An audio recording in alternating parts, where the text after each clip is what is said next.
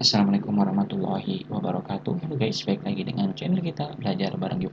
Oke, pada video kali ini kita bakal bareng membahas tentang Permen PUPR nomor 6 tahun 2020 tentang perubahan atas peraturan Menteri PUPR nomor 27 tahun 2015 tentang bendungan. Jadi ini adalah perubahan pertamanya ya.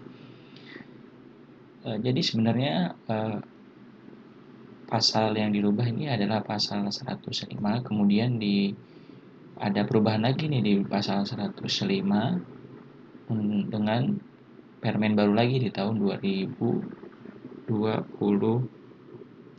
kalau tidak salah ya. Nah, 2023 mohon maaf. Nah, karena perubahan itu sehingga sebenarnya peraturan ini tidak perlu untuk kita bahas terlalu dalam, namun gini ya, kita menjelaskan karena memang ini bagian dari historis dari permen tersebut, historis perubahan dari permen tersebut, sehingga perlu kita bahas karena nantinya di video selanjutnya di perubahan kedua tersebut nantinya kita akan ngebahas juga tentang permen nomor 6 ini ya. Oke, bismillahirrahmanirrahim, mari kita mulai aja, singkat saja ya mungkin ya.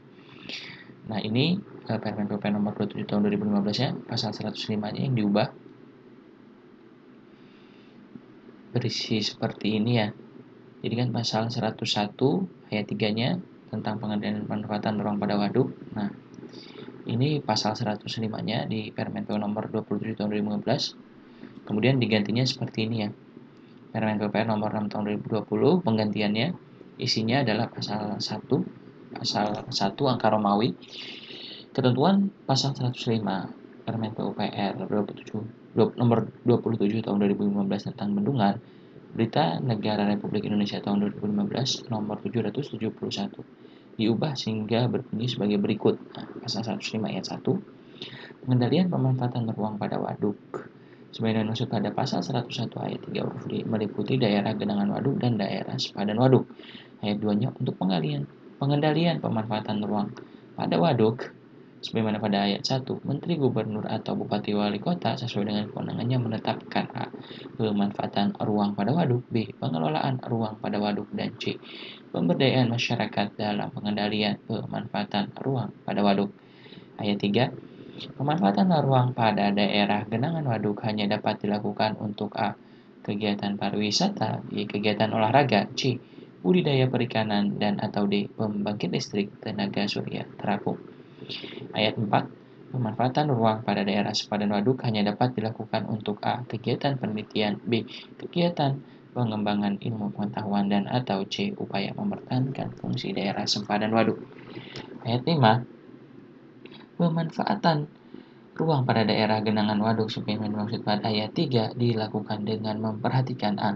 Keamanan bendungan, B. Fungsi waduk, C. Kondisi sosial, ekonomi, dan budaya setiap daerah, dan D. Daya rusak air.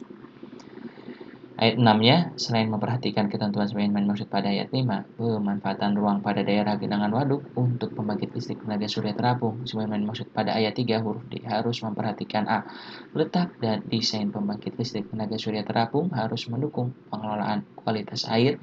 B. Luas permukaan daerah genangan waduk yang dapat dimanfaatkan untuk pembangkit listrik tenaga surya terapung paling tinggi 5% dari luas permukaan genangan waduk pada muka air normal, dan C.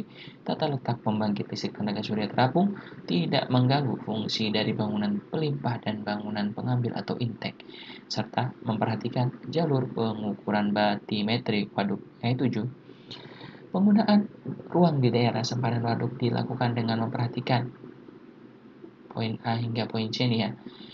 Penggunaan ruang di daerah sempadan waduk ini memperhatikan apa aja nih fungsi waduk agar tidak terganggu oleh aktivitas yang berkembang di sekitarnya. B. Kondisi sosial, ekonomi, dan budaya setiap daerah, dan C. Daya rusak air waduk terhadap lingkungannya. Ayat 8. Pemanfaatan ruang pada daerah genangan waduk sebagaimana dimaksud pada ayat 3 dan daerah sepadan waduk sebagaimana pada ayat 4 dilakukan berdasarkan izin dari Menteri, Gubernur, atau Bupati Wali Kota sesuai kewenangannya setelah mendapat rekomendasi dari unit pelaksana teknis yang membidangi sumber daya air pada wilayah sungai yang bersangkutan. Ayat 9. Menteri, Gubernur, atau Bupati Wali Kota sesuai dengan kewenangannya menyelenggarakan pengawasan dan pemantauan pemanfaatan ruang. Ayat 10. Pemanfaatan ruang untuk budidaya perikanan Sebagaimana dimaksud pada ayat 3 huruf C yang menggunakan karamba atau jaring apung harus berdasarkan hasil kajian yang dilakukan oleh pengelola bendungan. Ayat 11, hasil kajian sebagaimana dimaksud pada ayat 10 paling sedikit meliputi A. Fungsi sumber air, B. Daya tampung waduk, C. Daya dukung lingkungan, dan D.